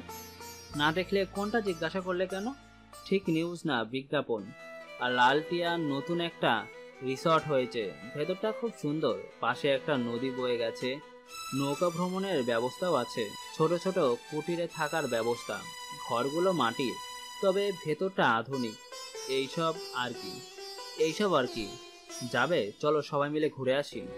তনয়ের ইচ্ছে করে না এসব কিছুই, কিন্তু বাবা তার মন ভালো করার জন্য কি না করতে চাইছে। সে আগে হলে যেরকম উৎসাহে লাফিয়ে উঠতো, সেরকম উৎসাহে চোখ মুখ উজ্জ্বল করে বলল, অবশ্যই যাব। নেক্সট কার ফ্লাইটে। ওকে ওকে। তনয়া ধীরে সুস্থে চা শেষ করে পেয়ালা শেষে কেকের টুকরাটা হাতে নিয়ে কামড় বসালো। এমন সময় ডোরবেল বাজলো। মা ইদানিং জামা কাপড় বানানো শিখছেন, সপ্তাহে 3 দিন এক মহিলা এসে শিখিয়ে দিয়ে যায়। তারই আসার সময় এটা মা উঠে গিয়ে দরজা খুলে দিলেন। তনয়া তখন কেকের পুরোটা একেবারে মুখে পড়ে দিয়েছে। গেট খোলার পর যখন স্বরূপ ভেতরে ঢুকলো, তখন তার মুখ ফোলা, না পারছে চিবুতে না পারছে গিলতে। স্বরূপ ওর চেহারা দেখে হেসে ফেললো। বাবা বললেন, আরে রূপক যে, এসো এসো। তনয়া মা, নতুন করে চা নাস্তা আনো তো। মা আগে রান্নাঘরে গিয়ে দর্জি আন্টির জন্য রাখা চা ঢেলে নিয়ে এলেন, ফ্রিজগুলো ভর্তি করে দিলেন। দেখা গেল স্বরূপ ক্ষুধার্ত ছিল। একটু পরে প্লেটগুলো খালি হতে থাকলো। তনয়ার অবশ্য ইচ্ছে করছিল ভাগ বসাতে, নেহাতি পার্সোনালিটির প্রশ্ন বলে কিছু করলো না, তবে মন চাইলো একটু কেক খেতে। উঠে গিয়ে খেয়ে আসবে নাকি? স্বরূপ সব খেয়ে এক পিস কেক আবার রেখে দিল কেন? বাবা স্বরূপের সাথে টুকটাক কথা বলে কাজের অজুহাতে চলে গেলেন। মা রান্নার কথা বলে রান্নাঘরে গেলেন। রয়ে গেল স্বরূপ আর তনয়া। স্বরূপ তার দিকে কেকের টুকরো এগিয়ে দিয়ে বলল, খাও। তনয়া মুখ ঘুরিয়ে নিল। থ্যাঙ্কস। স্বরূপ তার একেবারে সামনে পিরিচটা রেখে দিয়ে বলল, কেকটা যা মজা, তুমি না খেলে আমিই খেয়ে নেব। আজ যা ধকল গেল। তনয়ের চাপা দেওয়া কৌতূহল আবারও মাথাচাড়া দিল। সে না জিজ্ঞেস করে থাকতে পারল না। কিসের ধকল? জানতে চাও? লম্বা স্টোরি। ইচ্ছে হলে বলো। ধরে লক্ষ্য করছে তনয়া তার সকালের অভিসার ধরে ফেলেছে। আর চোখে সেও তার দিকে তাকিয়ে, সে না এলে অপেক্ষা করে বসে থাকে। মাঝে মধ্যে মুচকি হাসে। আজ সে ভেবেই এসেছিল একেবারে খালি হাতে ফিরে যেতে হবে না। সে কাহিনীটা বলা শুরু করেছে, এমন সময় মা হন্তদন্ত হয়ে ছুটে এলেন। বললেন, তোমার খালা মাথা ঘুরে পড়ে মাথা ফাটিয়ে ফেলেছে। কি কাণ্ড দেখো, হাসপাতালে ভর্তি করছে। বলো। হ্যাঁ, আমি যাচ্ছি এখন, তোর বাবাও যাবে। কি? আমিও যাব, বলে উঠল তনয়া। স্বরূপ সবকটা দাঁত বের করে বলল, মা আপনি যান, আমি থাকতে কোনো চিন্তা নেই। মা চলে যেতে তনয়া স্বরূপের হাতে জোরে চিমটি দিয়ে বলল, আমার খালা অসুস্থ, আর তুমি এমন দাঁত কেলিয়ে হাসছো কেন? অসভ্য কোথাকার। স্বরূপ মুখ গম্ভীর করে বলল, সরি। মা বাবা বেরিয়ে গেলে স্বরূপ দরজা আটকে দিয়ে এসে বসলো। বলল, কাহিনীটা বলি এবার, একেবারে শ্বাসরুদ্ধকর স্টোরি। তনয়া গলায় ইচ্ছে করে নিরুৎসাহ ঢেলে বলল, আচ্ছা। স্বরূপ বলতে শুরু করলো, গতকাল রাতে হঠাৎ মিলি ফোন করে বলে বসলো কে নাকি তাকে রুম ডেটে ইনভিটেশন দিয়েছে, সে সেখানে যাবে। আমার তো চোখ কপালে। বলে কি মেয়ে? পরে শোনালো আসল কাহিনী। স্বরূপ বলতে বলতে খেয়াল করলো তনয়া কেকের টুকরাটা মুখে পুরে দিয়েছে। হয়তো নিজের অজান্তেই মেয়েটা কিছুটা মোটা হয়েছে। পেট বোঝা যায় না এখনো, তবে চোখে মুখে অন্যরকম হয়ে গেছে। ভীষণ রকম আদুরে লাগছে তাকে, মোটা সোটা টেডি বিয়ারের মতো। ইস, বাসায় থাকলে সারাদিন একে জড়িয়ে ধরে বসে থাকা যেত। তনয়া হা করে কাহিনী গিলছিল। এবার বলল, আচ্ছা, তাহলে এখন সাফাত ভাইয়া কি করবে? সেটা তার ব্যাপার। আর মিলি আপু? জিজ্ঞেস করেছিলাম, বলেছে আর কিছুই করবে না। সাফাত ভাইয়া যদি তাকে ফিরিয়ে নিতে চায়? ডিভোর্স তো হয়নি। জানি না, খুব সম্ভবত যাবে না। যে একবার চিট করতে পারে সে বারবারই পারে। দীর্ঘদিন ফেললো তনয়া। এমন সময় জানালার পাল্লা জোরে ধাক্কা খেলো। ঝড়ো বাতাস বয়ে গেল ঘরে। স্বরূপ উঠে জানালা লাগিয়ে দিল। আজ দিনে যা গরম পড়েছিল, বোঝাই যাচ্ছে ঝড় হবে। তনয়া উঠল। স্বরূপ বলল, আমি করেছি, তুমি উঠো না। তনয়া পাত্তা দিল না। মা বাবার ঘরের জানালাগুলো আটকে দিয়ে এসে দেখলো স্বরূপ তার ঘরের জানালা বন্ধ করছে। তনয়াকে ঢুকতে দেখে স্বরূপ একটু সংকুচিত হয়ে বলল, জানালা বন্ধ করতে এসেছিলাম। ঠিক আছে। তনয়া বিছানায় বসে পড়ল, স্বরূপও বসলো। স্বরূপ এবার যেন অন্যরকম গলায় বলল, কেন? পুরনো কথা তুলবো বলে আগেই সরি। তুমি প্লিজ ট্রমাটাইজ হয়ে যেও না। আমি খুব ইমোশনাল টাইপ ছিলাম এক সময়, এখন অন্যরকম হয়ে গেছি। যদিও লোপার সাথে সেই ঘটনার পর বরাবরই ইচ্ছে ছিল ওর উপর একটা প্রতিশোধ নেবার, কিন্তু বিভিন্ন কারণে পেরে উঠিনি। আজ সাফাতের যেমন চেহারা হয়েছিল সেটা দেখি শান্তি পেয়েছি। সাফাত আরও শাস্তি পাবে। প্রতিটা চিটারের সাথে এমন হওয়া উচিত। আমি আমার সাথে হওয়া অন্যায়ের কোনো প্রতিকার করতে পারিনি, কিন্তু অন্য কেউ তো পেরেছে, সেটা দেখে ভালো লাগছে। আমার ভেতরে সব সময় একটা চাপা রাগ ছিল, অশান্তি ছিল, সেটা মিটে গেছে। সাফাতকে ইচ্ছে মতো গালাগাল করেছি ফেরার সময়, ও কিছুই বলেনি। ব্যাপারটা আরও আরামের ছিল, আর এই কথাটা কারোর সাথে শেয়ার করাও ভীষণ ইচ্ছে ছিল, তাই চলে এলাম। তুমি ছাড়া আর কে আছে আমার এসব বলার মতো? শেষ কথাটা স্বরূপ এত আন্তরিকভাবে বলল যে তনয়ার চোখে পানি চলে এলো। সে অশ্রু লুকাতে অন্যদিকে চাইলো। স্বরূপ আরও কাছে চলে এলো, তার হাত ধরল। তনয়া মৃদু প্রতিবাদ করতে গিয়েও করলো না, ভেঙে চুরে কান্না পাচ্ছে তার। আকাশ গর্জন করে উঠল, প্রবল ধারায় বৃষ্টি পড়তে শুরু করলো। লোডশেডিং হওয়ায় অন্ধকারে ডুবে গেল নগরী। আবার যখন বিদ্যুৎ চমকালো তখন সে আলোয় দেখা গেল তারা দুজন খুব কাছাকাছি বসে। এখন দুজনেই কাঁদছে একে অপরকে জড়িয়ে ধরে। ঝড় বৃষ্টি কমলো না, বরং ক্রমেই বাড়তে লাগলো। বাবা ফোন করে জানালেন তিনি ফিরতে পারবেন না, স্বরূপ যেন রাতটা থেকে যায়। রাত বাড়তেই তনয়ার ক্ষুধা মাথাচাড়া দিয়ে উঠলো। সে রান্নাঘরে ঢুকলো। এখানে আসার পর থেকে মন মেজাজ আর শরীর খারাপ থাকায় রান্নাঘরের দিকে আসার ইচ্ছেও হয়নি। মাই মুখে তুলে খাইয়েছে, খাবার কিছু আছে কিনা কে জানে। তনয়া দেখলো দুপুরে রান্না অল্পই আছে। স্বরূপ এসেছে বলে হয়তো মুরগি ভিজিয়ে রেখেছিলেন মা। রান্নার সময় হয়নি। তনয়া ভাবলো এটাই রেঁধে ফেলা যাক, তার আগে কিছু খেতে হবে। সে দুপুরের বেঁচে যাওয়া ভাত আর তরকারি বেড়ে নিয়ে খেতে বসলো। স্বরূপ গোসল করতে গিয়েছিল, এই গরমেও সে সারাদিন গোসল করার সুযোগ পায়নি। সে গোসল সেরে বের হয়ে দেখলো তনয়া ঘরে নেই। তাকে পাওয়া গেল রান্নাঘরে টুলে বসে ভাত খাচ্ছে, কি আরাম করে কাঁচামরিচে কামড় দিচ্ছে। স্বরূপের ভারী ভালো লাগলো। তাকে দেখে তনয়া কিছুটা লজ্জা পেল, বলল, সরি তোমাকে রেখে খাচ্ছি, খুব খিদে পেয়েছিল, তোমার জন্য রান্না করবো এখন। স্বরূপ হেসে বলল, তনয়া দরকার নেই মিসেস সিন্ড্রেলা, আপনি আরাম করে খেতে থাকুন, আমি রান্না করছি। উঠতে গেল। সে কি, না না, তোমার কিছু করতে হবে না, যাও তো। স্বরূপ তাকে জোর করে বসিয়ে দিল, বলল, ইটস ওকে তনয়া, তুমি জানো আমি রাঁধতে পারি। তাই বলে এই বাসায়? আমার বাসায় গিয়ে তুমি রাঁধতে পারলে, তোমার বাসায় আমি পারবো না কেন? আজব আজব সব যুক্তি। আমি মানুষটাই আজব। স্বরূপ রাঁধতে লেগে গেল। তনয়া খাওয়া শেষ হলে সেও হাত লাগালো। স্বরূপ কাটাকুটি করে ফেলেছে, তনয়া রান্না বসিয়ে দিল। অনেকদিন পর দুজনে একসাথে রান্না করলো। রান্না শেষে স্বরূপ নিজের জন্য খাবার বেড়ে নিল, তনয়ার জন্য নিল না। তনয়ার আবারও খিদে পেয়েছিল, কিন্তু কিছু বলল না। ভাবলো স্বরূপ না জানি কি বলবে, একটু আগেই তো সে খেলো। স্বরূপ প্লেট নিয়ে খাবার টেবিলে চলে গেল, তনয়াও গেল পিছু পিছু। তনয়াকে সে নিজের সামনে বসলো, তারপর ভাত মাখিয়ে ওর মুখের সামনে ধরে বলল, হ্যাঁ করো। তনয়া বলল, আমি তো মাত্রই খেলাম, তুমি খাও।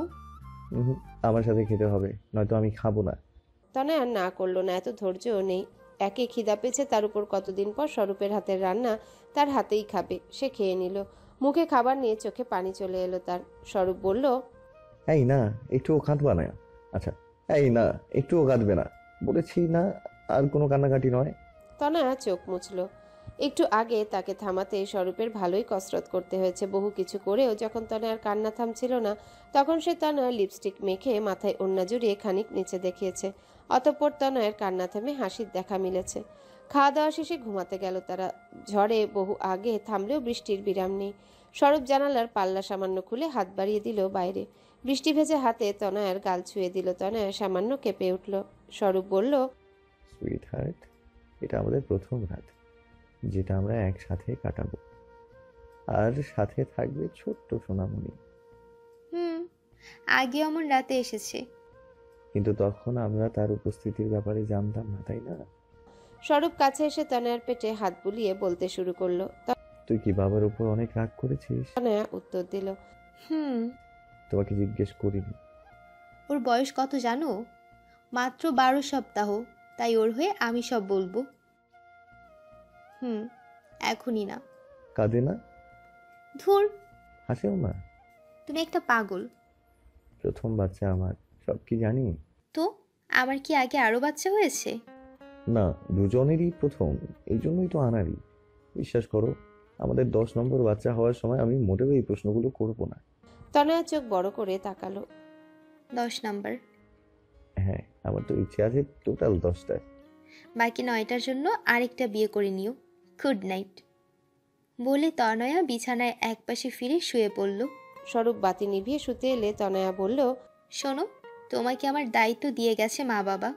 কোনোভাবেই দায়িত্বের সুযোগ নেওয়া যাবে না। ওই কর্নারে গিয়ে শুয়ে থাকো। স্বরূপ কাঁধ ঝাঁকালো।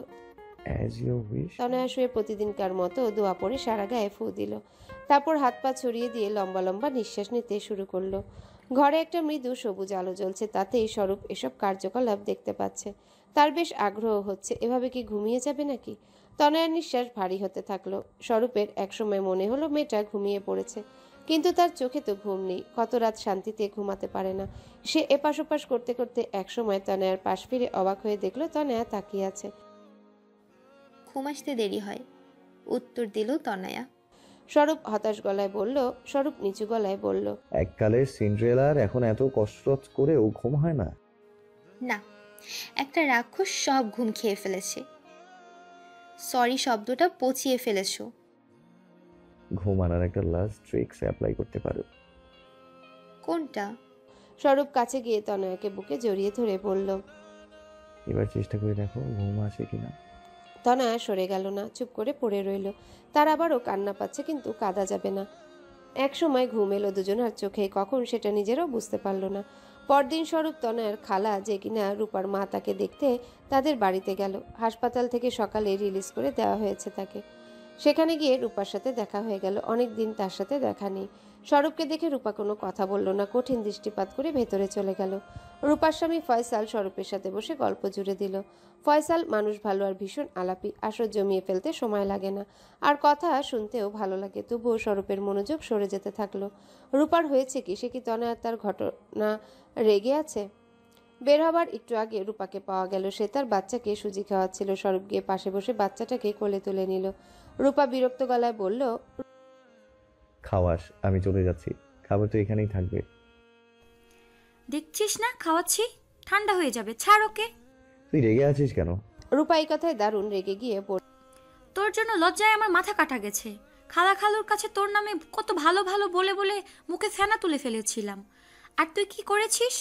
এরকম হবে জানলে জীবনেও তোর বিয়ে ঘটকালি করতাম না। তনয়ের সামনে আমি লজ্জায় যাইনি। আমি ওকে কি বলেছিলাম জানিস? বলেছিলাম তোর মতো ছেলে ও হাজার খুঁজলেও পাবে না, আর তুই শেষ পর্যন্ত এই করে ছাড়লি। ছি, আমি তনয়াকে দেখতে যেতেও পারছি না ভয়ে। সরি। ফালতু কোথাকার, তুই বলেছিলি না তনয়াকে কোনো রকম জুলুম করবি না? ইচ্ছে করে করিনি। কেন করলি? হয়ে গেছে, তুই জানিস মাথা গরম হয়ে গেলে আমি উল্টাপাল্টা বিহেভ করে ফেলি। রূপার একটু চড়ে গিয়ে বলল, আচ্ছা বুঝলাম, কিন্তু তুই কাল মিলির সাথে ছবি পোস্ট করেছিস কেন? তোর কি মনে হয় তুই এখনো ভার্সিটিতে পড়িস যে বন্ধু বান্ধবের সাথে যখন তখন ছবি দিয়ে দিবি? শ্বশুরবাড়ির লোকেদের সাথে অ্যাড আছে না তোর? জানিস কতগুলো কাজিন আমাকে ফোন করে জিজ্ঞেস করছিল ঘটনা কি? কাউকেই কিচ্ছু বলতে পারিনি। কেউ কেউ ভেবে বসে আছে তনয়ের সাথে ছাড়াছাড়ির পর মিলির সাথে তোর রিলেশন। মায়ের মাথা ফাটার ব্যাপারটা থেকে সবার মনোযোগ সরে গেছে। তুই কি আজীবন মাথা মোটা থাকবি? স্বরূপ ক্লান্ত গলায় বলল, এত কিছু কি আমি বুঝে করেছি? আরে বাচ্চার বাবা হয়ে যাচ্ছ আর কিছুই বোঝো না। সত্যি বুঝিনি। তনয়ার রাগ ভাগ মনে তো হয় ভেঙেছে। ওকে ফিরিয়ে নিয়ে যাবে না? হ্যাঁ, ভয়েই কিছু জিজ্ঞেস করিনি। যদি না করে দেয় এখন গিয়ে বলবো। যা তাহলে। রূপ উঠে দাঁড়িয়ে বলল, তুই আমার জন্য লজ্জা পেয়েছিস সেজন্য সরি। আচ্ছা, তুই আমার জন্য লজ্জা পেয়েছিস সেজন্য সরি, আর আমার জন্য তনয়াকে খুঁজে দিয়েছিস বলে থ্যাঙ্কস। তুই চিন্তা করিস না, তনয়া একদিন নিজে এসে তোকে বলবে তুই ওর জন্য সবচেয়ে ভালোটাই করেছিস। I promise. ফিরে চলো না তনয়া, প্লিজ। বাসাটা খা খা করছে। আমার ভালো লাগে না কিছু, ওখানে গেলে একা হয়ে যাব। তুমি চলো, আমি মিতাকে নিয়ে আসবো, ভালো লাগবে তখন। আমার সব ভালো লাগা মরে গেছে। তনয়া, আমি ভেবেছিলাম আমাদের মধ্যে সব ঠিক হয়ে গেছে। হয়েছে, কিন্তু আমার যে ফিরতে ইচ্ছে করছে না। আমি কেমন যেন হয়ে গেছি, কিছুই ভালো লাগে না। বাসায় চলো, ভালো লাগবে। আমার খুব কান্না পায়, মাকে জড়িয়ে ধরে কাঁদতে পারি। আমি আছি তো। তুমি তো মা নাও। স্বরূপ হতাশ হয়ে পড়ল। 1 ঘন্টা ধরে বোঝানোর চেষ্টা করে সে ব্যর্থ। কিছুতেই কেন যেতে চাইছে না ও? ইনসিকিউরিটি, ভয়, অভিমান, কোনটা? স্বরূপ মাথা নিচু করে উঠে দাঁড়ালো, দরজা খুলে বেরিয়ে পড়ল বাইরে। মনের ভারটা আবারও ফেরত এসেছে। তনয়া এমন করলো কেন? তনয়ার মন একদিকে খুব চাইছিল স্বরূপের সাথে চলে যেতে, আবার আরেকদিকে কেমন জড়িয়ে ধরা ভয় তাকে বলছিল যেতে হবে না। এই তো ভালো, এই ছেলে আবার অমন করলে বাচ্চাটা বাঁচবে তো। সে স্বরূপকে বিশ্বাস করে, কিন্তু রেগে গেলে ওর যে আরেকটা রূপ বের হয় তাকে বিশ্বাস হয় না। তনয়া জানলা ধরে বাইরে তাকালো। নিচে স্বরূপকে দেখা গেল বের হয়ে গাড়ির দিকে যেতে। গাড়িতে চড়ে বসলো সে, কিন্তু গাড়িটা চড়ে গেল না, স্থির হয়ে দাঁড়িয়ে রইল। তনয়ার মনে হলো স্বরূপ ড্রাইভ করতে পারছে না, তার হাত কাঁপছে, সে কাঁদছে। গতকালও কাঁদছিল স্বরূপ। এই মানুষটা প্রবল আবেগী, ভালো মানুষ, ভালোবাসার মানুষ, কিন্তু স্বরূপ চোখ মুছে সোজা হয়ে বসে স্টিয়ারিং ধরল শক্ত হাতে। এত ইমোশনাল সে কবে থেকে? কখন থেকে চেষ্টা করেও কেন নিজেকে সামলাতে পারছে না? বড় করে নিঃশ্বাস নিল সে, গাড়িতে স্টার্ট দিল। তখনই মেসেজের টুং শব্দটা কানে গেল তার। স্টার্ট বন্ধ করে মেসেজ বক্স খুলল। তনয়ার মেসেজ। চলে যাচ্ছ যে বড়, আমি কি ব্যাগ গোছাতে পারি? গুছিয়ে না দিলে যাব কি করে? স্বরূপ গাড়ি থেকে বের হয়ে উপরের দিকে তাকালো। তনয়া হাসি মুখে কাঁদছে, তারও চোখে জল, তবে ভেতরে অসম্ভব প্রশান্তি। আজ আষাঢ় মাসের 18 তারিখ, তনয়ার জন্মদিন। এই প্রথমবার তার নিজের জন্মদিন একেবারেই মনে ছিল না। সকালে মা বাবা ফোন করে উইশ করায় মনে পড়েছে। তারপর ফেসবুকে বন্ধু বান্ধব, আত্মীয় স্বজনের শুভেচ্ছা পাওয়া গেছে, কিন্তু সবাইকে ধন্যবাদ জানানোর সময়টা পাওয়া যাচ্ছে না।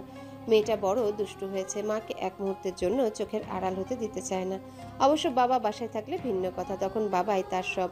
ক্ষুধা ছাড়া তখন মা চেনে না। মেয়ে এখন ড্যাব ড্যাব করে তাকিয়ে আছে তার দিকে। তনয়া জিজ্ঞাসা করলো, কি রে, কি দেখিস? মেয়ে হাসলো, মারি বের করা মিষ্টি হাসি। ওর 1000টা নাম রাখা হয়েছে, কোনোটাই ফাইনাল নয়। ওরা গুলটু, মিষ্টু, দুষ্টু এসব বলে চালিয়ে দিচ্ছে। তনয়া জিজ্ঞাসা করলো, আমাকে হ্যাপি বার্থডে বলবি না? আবারও হাসি। তোর বাবাকে আজকে উল্টো করে ঝুলিয়ে রাখবো, আমার জন্মদিন ভুলে গেছে। মেয়ের হাসি বন্ধ হয়ে গেল। তনয়া ভাবলো ও কি সত্যি বুঝতে পারলো সে কি বলছে। মেয়ে তো বাবা পাগল পুরো, দেখতেও বাবার মতো, বেশি হাসলে নাক কুচকে যায়। যখন তখন বোঝা যায় বাবার হাসিটা কার্বন দিয়ে কপি করে ওর উপর বসিয়ে দেওয়া হয়েছে। এখন বোধহয় বাবার বিপদ বুঝে চুপ করে গেছে। তনয়া আবারও বলল, বাবাকে বলবি না কিন্তু কেশু, আজকে ওর খবর করে ছাড়বো। মেয়ে চোখ কটমট করে তাকালো। তনয়া ভারী অবাক হলো, এ তো দেখি সব বোঝে। সে মোবাইলের টুং শব্দ পেয়ে চোখ সরালো। ওর এক কাজিন ফ্যামিলি গ্রুপে মেসেজ পাঠিয়েছে, রূপা আপু, তুমি আমাকে সরুরূপ ভাইয়ার মতো একটা বর খুঁজে দেবে, না হলে আরই। তনয়ার ভুরু উপরে উঠে গেল। বাবা, ওনার স্বরূপ ভাইয়া এমন কোন মহান কাজটি করলেন?